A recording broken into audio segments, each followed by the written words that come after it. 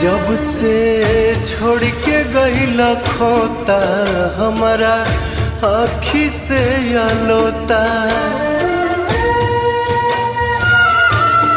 जब से छोड़ के गईला खोता हमारा आँखी से आलोता।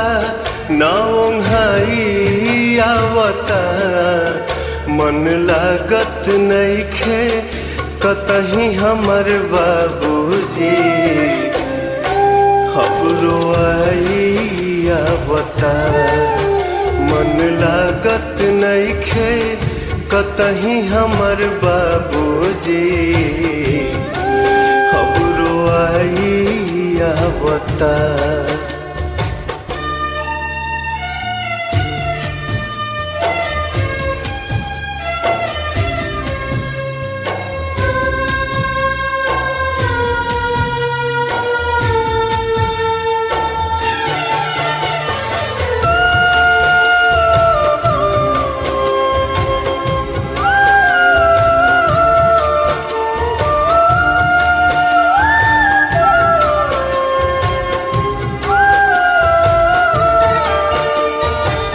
अंगुरी धके चले सिखवला जग के राह देखवला।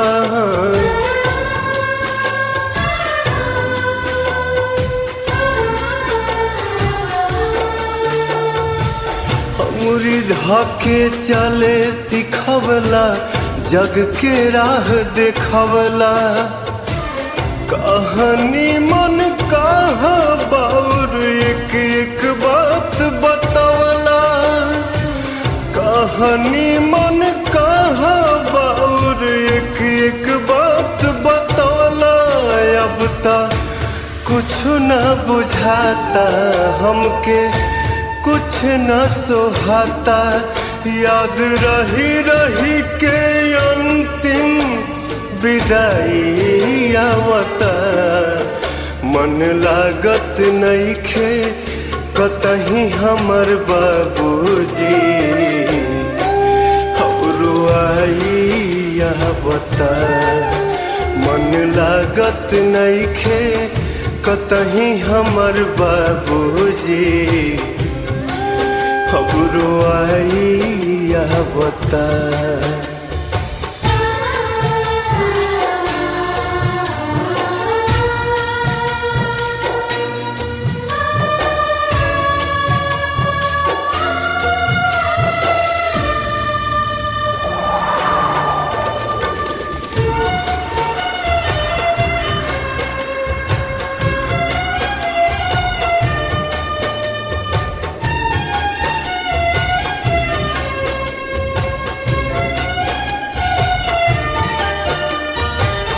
इतने बात के सबूर बाकी ई दुनिया के रीत बा।